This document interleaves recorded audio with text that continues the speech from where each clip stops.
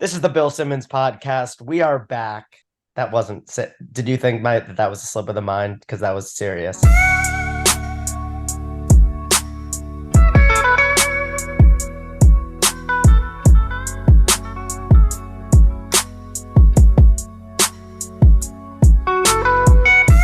It's the Boris Dirk podcast. We are back, and we are finally at Max's top 20, 23, 24 NBA players. This is kind of a hybrid regular season playoff value thing that we've been doing, but we hope you've been enjoying the discussion. We've been having fun with it. We're up to Anthony Edwards at 20. Before we start, Max, how are you? I'm good. I just got out of a full day of virtual work training, which I thought was required, but turns out it wasn't. So regretting life choices a little bit, but happy to re-engage my brain and life force by talking about the best players in the NBA. If you guys could work together to make this podcast go viral at some point, Max would truly be eternally grateful. And I would too, but I think Max needs it more than ever. Not wrong. All right. Well, without further ado, we are down to the last 20 players in the NBA. We are approaching the rarefied superstar status that we're not quite there yet, but a lot of these guys get thrown around in quote unquote superstar conversations. Tier 2 is a pretty big tier. It goes from number 7 to number 20, and I call it number ones on deep playoff runs and elite number twos. And now that we're getting a little further towards the top of the list, I'll kind of welcome a little bit more quibbling over individual ranks from Drew, because like the difference between 35 and 39 is pretty minimal. But once you start getting towards like 10, 11, 12, then it gets a little bit more. I think like each step means a little bit more. But we're going to start with tier 2C, players 15 to 20, which I call elite number twos, who can be miscast as number ones. And that is 20, Anthony Edwards. I'll read the whole tier and then you can give me your reactions. 20, Anthony Edwards. 19, Paul George. 18, Ja Morant. 17, Donovan Mitchell. 16, Bam Adebayo. 15, Jamal Murray. So one more time, that was Ant-Man, Paul George, Ja, Donovan Mitchell, Bam, and Jamal Murray. I think all of these, if they're your second best player, you're in really great shape. If they're your best player, at least this season, then you're probably not getting past the second round, but all very worthy as second options. Anyone really jump out from that 15 to 20 to you? No, it feels like, I mean, Ja at 18 is weird to see because he was like a surefire top 12 guy the last couple of years. So obviously he has the potential to rise if he can just like keep himself out of trouble. I think I'm at a point where at least this year I'll take Paul George over Donovan Mitchell in the playoffs just for Paul George's defense. And he's actually somehow strung together a couple of years since Pandemic P, where he's a really solid, reliable two-way playoff guy. And Donovan Mitchell a couple of years ago looked like a fucking postseason killer. And he's had a couple really lackluster postseasons. But Donovan Mitchell is objectively a better asset right now for his age and what he gives you in the regular season. He just needs a bounce back postseason. Jamal Murray, I don't think you can complain with him being at the top of the tier with what he just did. You expect that he's only going to get more comfortable as he distances himself further and further from the traumatic injury. But yeah, I think you can make a strong argument that this is the year that Anthony Edwards should be above Donovan Mitchell, maybe Paul George. But I think Jamal and Bam deserve to be 15 and 16 just for the playoff equity that they've built up now.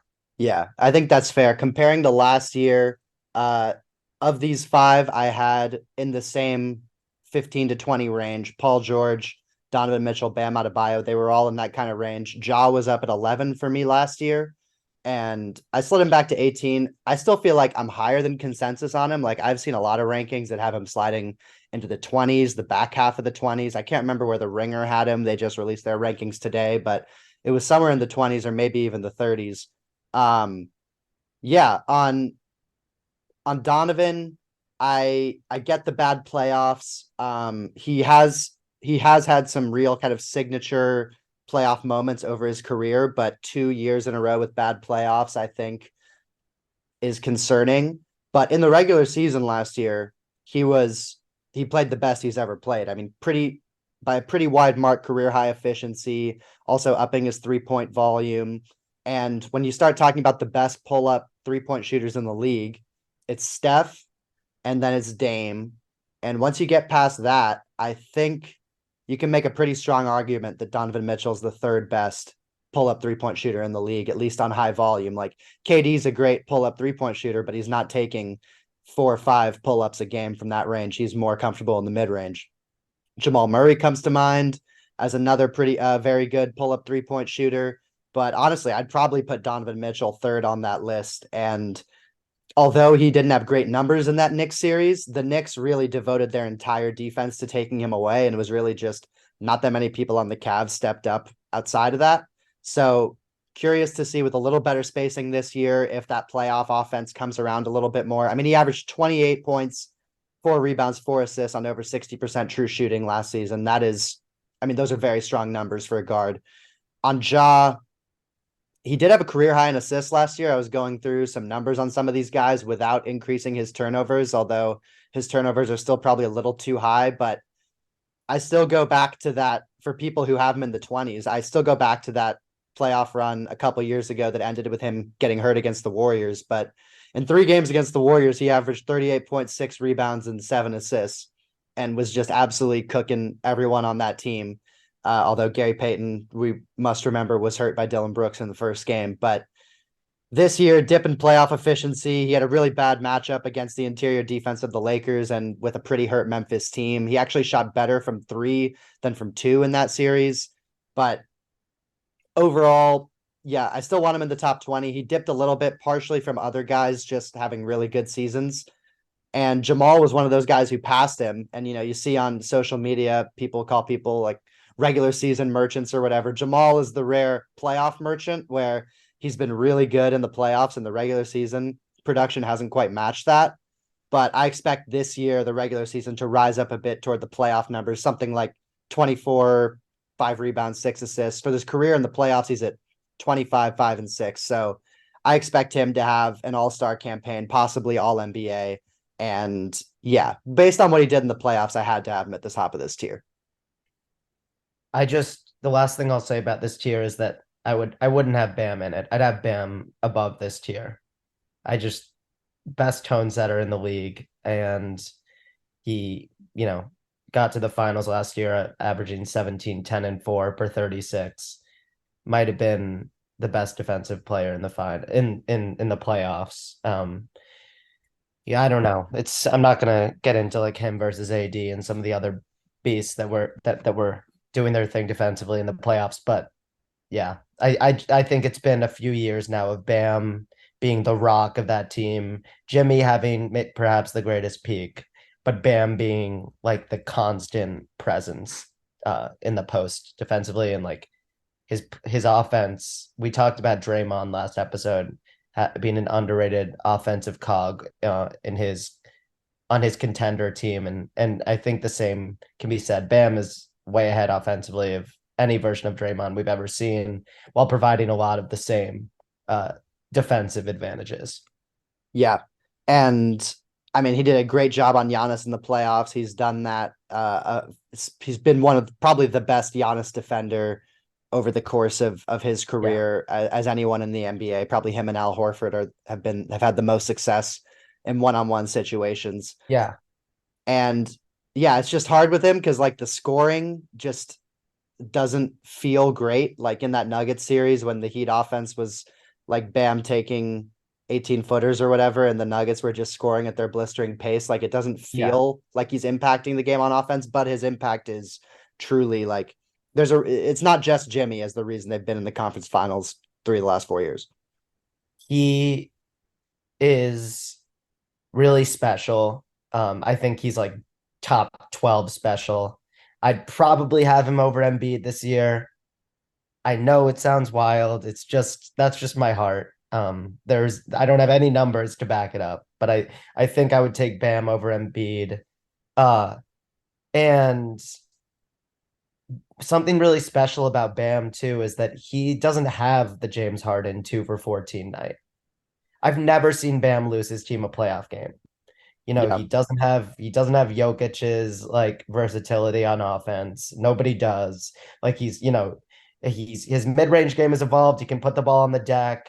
Like he does a lot of things, but he's a little bit mechanical and stiff offensively. There is a ceiling, I think, to like the guy he can be as like a creator offensively. But he just is so deeply in touch with what he does well on a basketball court. Um, and I love that, unlike some guys that we're going to get to on this list still, like there are no Bam nightmare performances in the playoffs because his defense is an every night thing. And he knows to stay low volume field goal attempts when the shots aren't falling. So yeah, I just love his winning DNA. Yeah. And having him at 16, yeah, I probably wouldn't go as high as 12 because I feel like the guys above him can just kind of carry your scoring in a way that he can't. But no, I mean, I agree that he's one of the most impactful players in the NBA. We didn't really talk much about Anthony Edwards at 20. I've seen some people putting him like above 15, which Yeah. is a little too rich for me. He had a really good FIBA run, but also like still some of the decision making, some of the pull up long twos, the playmaking leaves something to be desired, the off ball defense. Like Yeah. he's got all the makings of a superstar, but I think still is going to take some time to put it together. I could very easily see him getting towards that top 10 for next year. I feel like cracking all the way into the top 10 may be a little bit too much of a leap, but I feel like people are a little, maybe a year early putting him at like 12 or 13 compared to where I have him at 20. Yeah, it might prove smart to buy your Anthony Edwards stock now and put him at 15 or so because he could, like, if he stays on this trajectory, like he'll probably be 15 entering next season. However, he's got to earn it. Like he's got to win a round. For all the Yep. shit I've been talking about Donovan Mitchell, like he's carried his teams to a lot of first round wins. So that he can look like shit later in the playoffs. And then yeah, so yeah, we'll see with Ant, but I think that's a pretty fair placement. You could only argue like a couple spots higher for him. Yep. All right. Next up at 14, I have a one-man tier called underqualified to be a number one, overqualified to be a number two. And that is Damian Lillard, who has been cast as a one for essentially his entire career from about his second or third season onwards, certainly once once LaMarcus Aldridge left the Blazers. Now he's finally in a position where he has a teammate who is better than him in Giannis. And Dame seems to understand that. Like he came in, he said Giannis is the best player in the league. I don't think he has any misconceptions about being the top dog on this team. But I'm really curious to see what he looks like this year. Last year, he had a lot of career highs for a guy who's been as successful as he is in his career. Career highs in points per game, effective field goal percentage, threes taken, true shooting percentage, free throw attempts, which was really the driver and like the increase in his scoring and efficiency.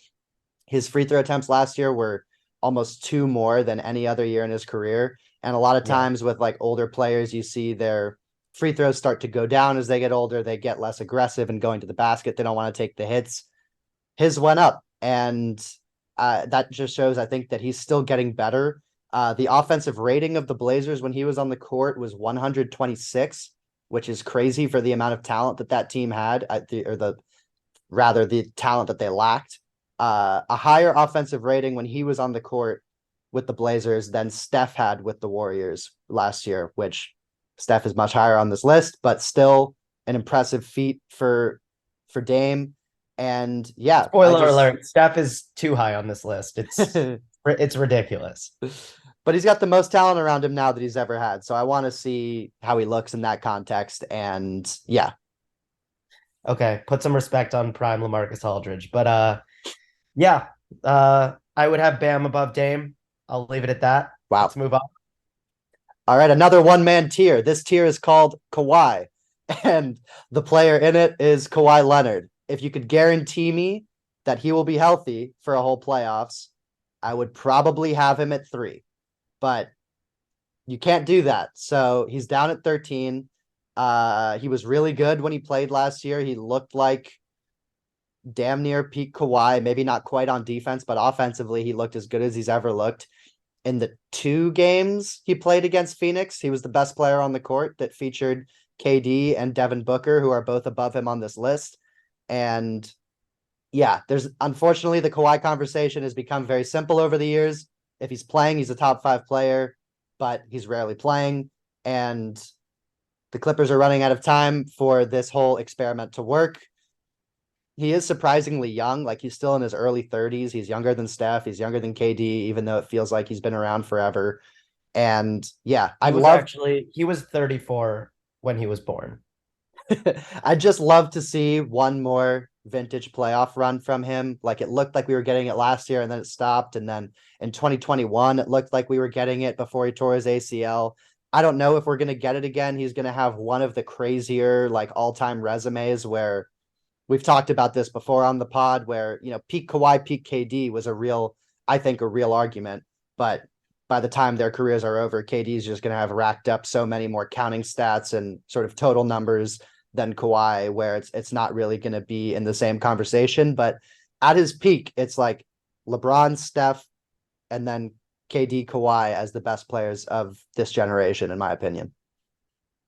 Yeah, 2019 Kawhi is still way cooler to me than 17 or 18 KD. Just as an No doubt. individual year accomplishment, body of work. I would have Bam above Kawhi, just out of respect for the durability.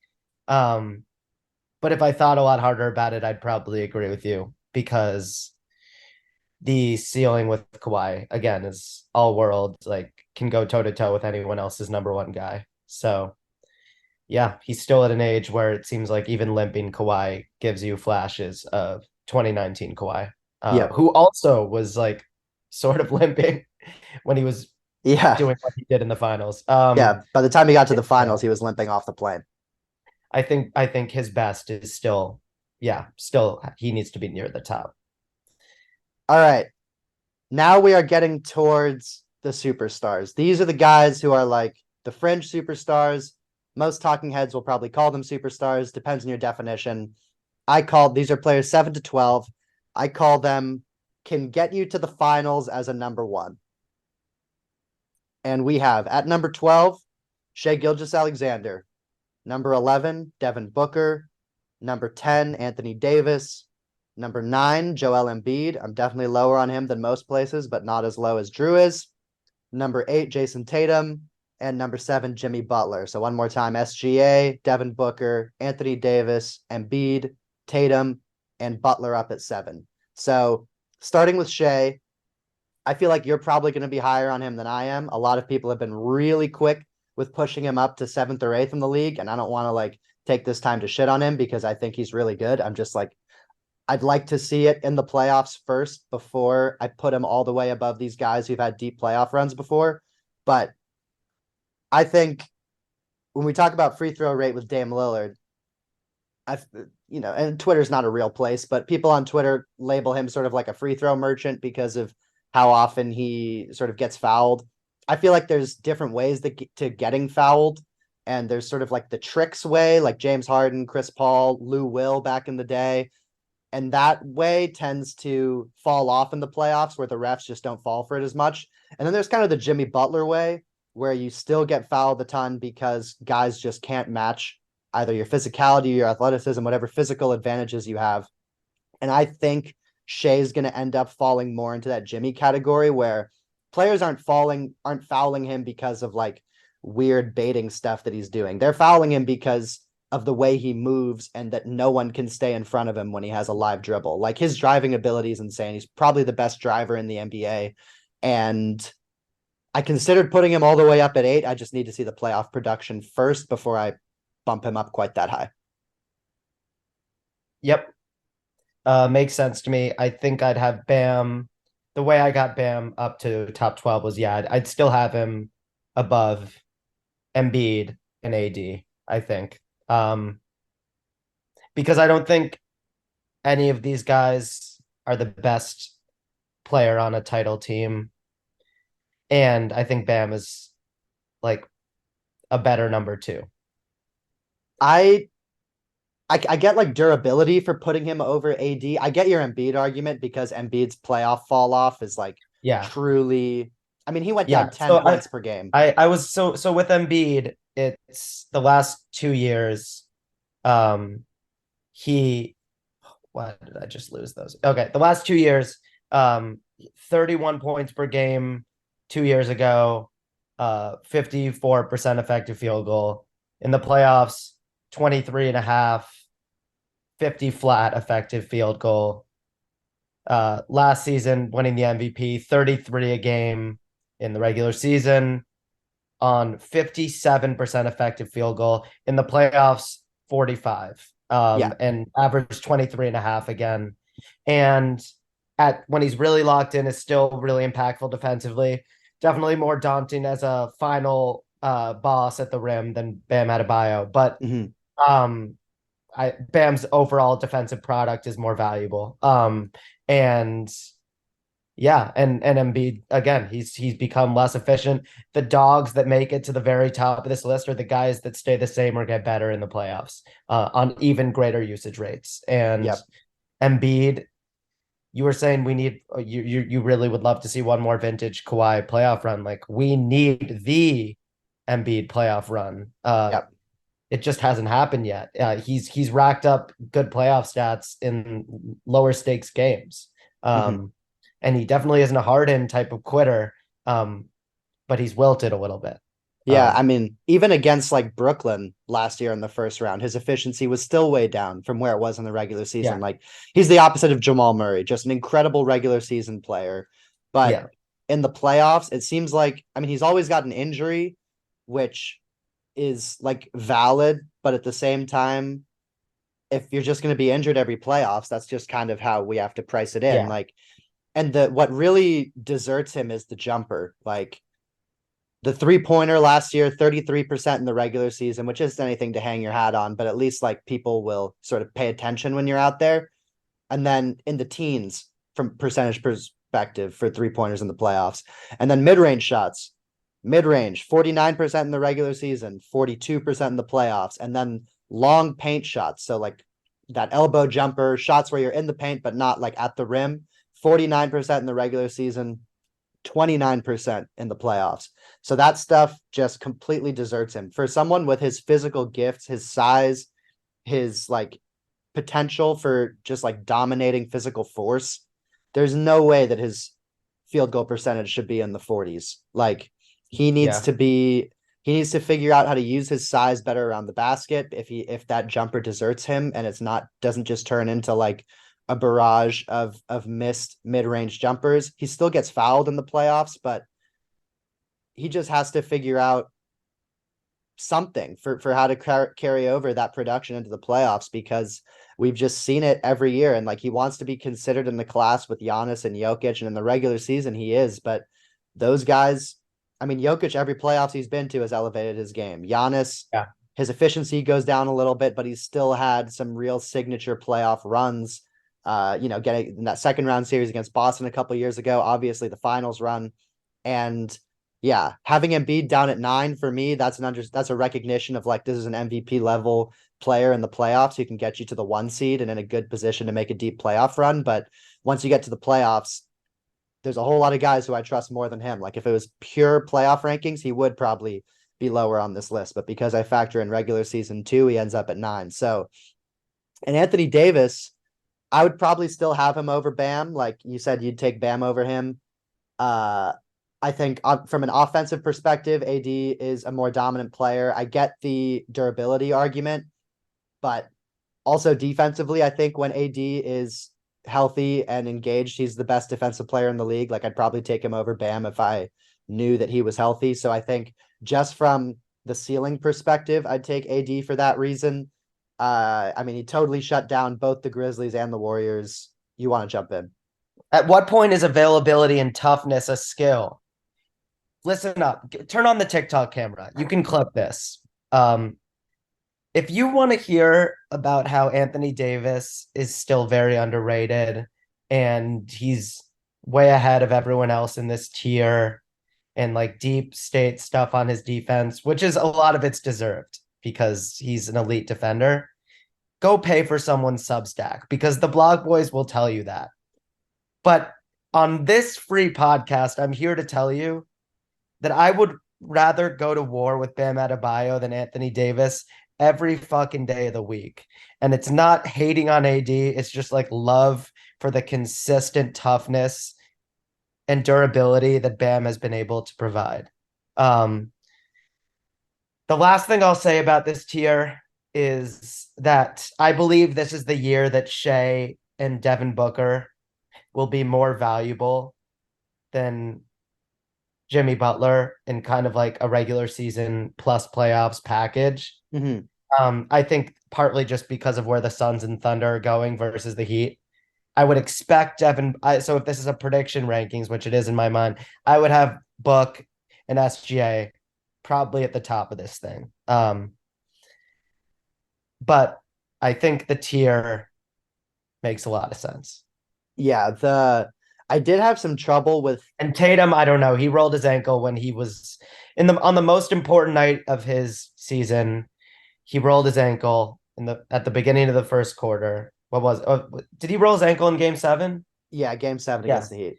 And we didn't get to see what he was going to bring that night. Yeah, and he had 50 points. The jury's out. And he had 50 in game 7 against Philly, but then also had some performances where you were like, is he healthy? Like, what's going on with him? Especially those first few games against Miami. He's really hard to figure out exactly where he goes because I feel like the idea of him is better than the reality of him. Like he is the platonic ideal of a basketball player, like a 6'10" wing with a pretty good handle, a good jump shot, who can be an elite defender. But somehow when it all comes together, there's just like a little piece missing. I don't know if it's a mentality thing or a playmaking thing, but like whatever separates him from that true top 5 status. And I mean, I have him at 8, so I still really like him as a player, but I've seen a lot of lists that have him more up towards 5. And maybe he's still getting better and there's still leaps that he has to come. He is still only 19 years old, as the kids say. But yeah, I think with Tatum, it's part of the reason why I'm a little loath to buy into the Boston Celtics this year. And it might be because I'm a Celtics hater. Like I'm willing to accept the reality that could be the case. But I just, whenever he gets into a matchup with one of these real, like, big dog NBA players, whether it's Giannis or Steph or Jimmy, who I have right above him, I just feel like he comes up a little short. The only one, ironically, because I do still have KD above him, but the only one where he really outplayed the top dog on the other side was that series against the Nets a couple of years ago. So, and I really just have KD above for, I guess, out of respect. Like I can see, but that was a sweep. That was a sweep, and a lot of this is like, who do you want to go to war with when you're really facing adversity? very true. And now I'm going to stop using the war analogy. All right. We've reached the top 6. These are and quick apology to Big Face Coffee and Jimmy. I already feel the gods of Jimmy Butler coming down to strike me. He deserves to be at the top of that tier until he shows real signs of aging. He's given us too much the last couple of years. Yeah, it's wild how he keeps improving into his mid-30s. That series against the Bucks was just probably the most unbelievable first round series I've ever seen. Like the way that he just completely punked the entire Bucks team and had them looking, for a team that has won a championship, had them looking like they had no experience, no playoff medal. No, Jrue Holiday, supposed to be the best guard defender in the NBA, looking like he had absolutely no idea what to do with Jimmy. It was a masterclass, and that's why I have him at 7. Even though in the regular season I'd probably rather have Tatum, Embiid, Booker, maybe Shea, but just when it comes down to the playoffs, over and over again, he proves he can hang with absolutely anybody. So he had to be up at number 7. But now we've reached the top 6, tier 1 of the NBA, the superstars. You can win the title with them as your number 1. These are I guess Tatum is the only person outside of this group who I think a title contender. But tier 1B can be the best player in any playoffs. Number 6, LeBron James. Number 5, Kevin Durant. Number 4, Luka Doncic. I've seen a lot of lists bumping LeBron lower and lower. I still think the factor of if it's a game 7 and I need one player, he still might be. I guess Jokic is probably the first pick. LeBron still might be the second pick for if he's healthy and I need one Don't game. be ridiculous. I really think he still might be the second pick if I know that he's healthy and I need one game. I need Luka to be in his own tier here. Just the young legs. Like I think Devin Booker is probably better than Kevin Durant at this point. That's a little spicy. Yeah, I think Booker's more valuable to the Suns than Kevin Durant. And I don't think LeBron and KD are in the same value tier as LD. And I'm not talking Larry David. I'm talking Luka Doncic. Uh yeah, just because of the volume that Luka can provide. He's just like he's just a playoff lifeboat. You don't need to put a lot around him. He'll give your team a chance. Last year was disastrous for his franchise, and it might be again because Kyrie's on the roster. Um, but you get Luka into the 16 team tournament, and you have a chance, no matter who your other guys are. Whereas you surround KD with Luka and a subpar supporting cast, and he gets swept by. I mean, sorry, Kyrie and a subpar supporting cast, he gets swept by the Celtics.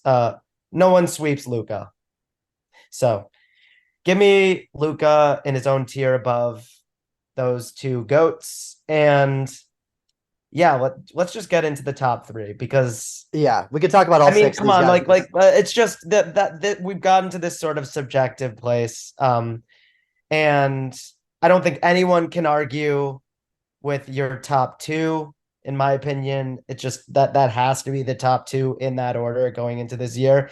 But I'm gonna break down Max's top three because I don't want to give him the pleasure of finishing his own list.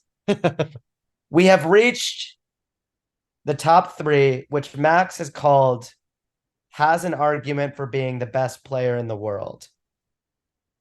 First off, Stephen Curry, number 3. Yes. Giannis, number 2. Nikola Jokic, number 1. Give me a fucking break with Steph having an argument to be the best player in the world. If anything, like Luka should be in this top 3 tier. I think it's Jokic and Giannis and then everyone else. But Steph has no place here. But sure, make your case. I'm willing to hear the argument that Steph should be down in the can be the best player in any playoffs tier. Yeah. I still think though that I'd want him at 3 over Luka, over KD, over LeBron. Um, Jesus. we saw in that first round series against Sacramento, he had an all timer in game 7. That Warriors team was just weird this year, and he just kind of kept them afloat. He's still at the top of his game as far as shot making. He's getting better as a defender, better as an interior finisher, stronger. And I still think that when you're talking about offensive engines, like just having this guy on your team, what does he do for your offense? I think the 3 best engines now are Jokic by a pretty significant margin. Yeah. And Agreed. then I'd say Steph, and then I'd say Luka. And Luka, I feel like you just have to ding him for the way last season went. I still have him at 4. I've seen a lot of people ding him a lot more, put him closer to the back half of the top 10. I think he's still just a singular talent, and I agree with you. You get him into a playoff series and he is liable to win 4 games by himself. But Steph, I think, has the easier to play with factor that has to matter for something. I think he makes other people better. in a way that Luka doesn't. He buys into the defensive end more than Luka does. And that's why I give him a slight but clear edge over Luka, but definitely would have him behind both Jokic and Giannis. Yeah. It's not a knock on like Steph as much as it's the fact that Luka's in his mid 20s and Steph's going to be 36 in next year's playoffs. And so I'd just be a little scared betting on getting, what is it, 2022 title Steph. Um, it's not a crazy bet. It's just one that I'm not willing to make. So I'd have Luka above him. But I'd have Jokic and Giannis as the only two guys with a remote argument to be the best player alive. And I think Jokic very clearly, as you said, has that belt right now. But Giannis's two-way presence gives him a chance to get back in the conversation this year. Funny enough, top 6 players this year, exact same players as my top 6 last year, just in a different order. Last year, I had 1 Giannis, 2 Luka, 3 Steph, 4 Jokic, 5 KD, 6 LeBron. So 5 and 6 is the same, but that sort of Rushmore at the top has just sort of all shuffled around. But I think with Luka and Steph, you have to take into account what happened this last season with just how disastrous the season was for Dallas. And I think Luka bears a decent amount of blame for that. And that's why I pushed him down to the bottom of that 4, who I think are the clear 4 best players in the league. LeBron and KD, when you're comparing them to younger guys like Tatum or Booker, SGA, sure, those guys might be more valuable over a whole season, but I still think in a playoff setting, KD and LeBron are going to strike more fear into the hearts of defenses than any of the guys below them. And if we're doing just like a pure 7-game series ranking going into it with the guy healthy, those guys, KD and LeBron, are closer to the 1, 2, 3 discussion than they are to the guys below them. So the 1, 2, 3, 4, Jokic, Giannis, Steph, Luka, they've got the combination of reliability, like playoff bona fides, and then or bona fides. I never know how you're supposed to pronounce that. Yeah. And yeah, at one point or another have dominated playoff series against other supposed superstars. So yeah, and I don't think there's any argument anymore. I think Jokic is the best player in the league, but you can make an argument for Giannis. Yeah. No, I just want to brag about the fact that I had Jokic number 2 last year, very clearly above Luka and Steph. Yeah, you were right. I was a little too slow on the Jokic train. I thought, and we should probably talk a little bit about Jokic since he's number 1 on this list, although the listeners all know how good he is. But Jokic is so good that I genuinely don't know what to do with Kevin Durant this year. Because like KD was really good in that series against the Nuggets, but Jokic was better than Booker and KD put together. Like so it's yeah, like and like Steph, like you said, Steph was amazing in that Sacramento series and had some real moments against the Lakers. But the Lakers kicked the shit out of the Warriors. AD was so good defensively. The Lakers were rolling. They just had a deeper, stronger roster. And LeBron was really good against the Warriors too. But it's like some of these guys, yeah, it's just yeah, a weird year where it's hard for me to gauge where to place some of these guys who are like easily top 15, 20 guys of all time. yeah. And we're gonna do some more like season preview stuff in terms of just like who we think are going to be the good teams this year, things like that. And Jokic just makes me like with the Suns. I feel like any other era of basketball, you look at the Suns and they've got Durant, Booker, Beal, all like high level jump shooters, high level pull up shooters. Like they should be an awesome offense. But then you think about it going against Jokic, and it's like, okay, Jokic and the players around him on the Nuggets mean they're going to have an offensive rating of like 120. So how are Yeah. you going to keep up with that? If you're shooting, pull up twos at the rate that the Phoenix Suns do, you have to shoot 60% on twos to match a 120 offensive rating. And it's like KD's done that over the course of the last couple regular seasons, but then you get to the playoffs and he's not quite at the same level efficiency wise because no one can shoot 60% on pull up twos. in the These guys playoffs. can't even be as efficient as Jokic while sharing the usage rating. It's like the Nuggets have one running back who, if healthy, which he has been, is better than like the Pro Bowler by committee thing that the Suns are doing. Yeah. Like it's like the Suns have the second through fourth best running backs in the league, but there's just one Adrian Peterson. There's one LT who just like it doesn't matter. He's better. And And he also yeah, does it in a way where he has the ball for so little time too. Like he's has his fingerprints all over the game, dominates offensively, and yet like by superstar standards, barely touches the ball compared to someone like Luka or even someone like Giannis, who had really high usage last year with Middleton out and not having many weapons on that team.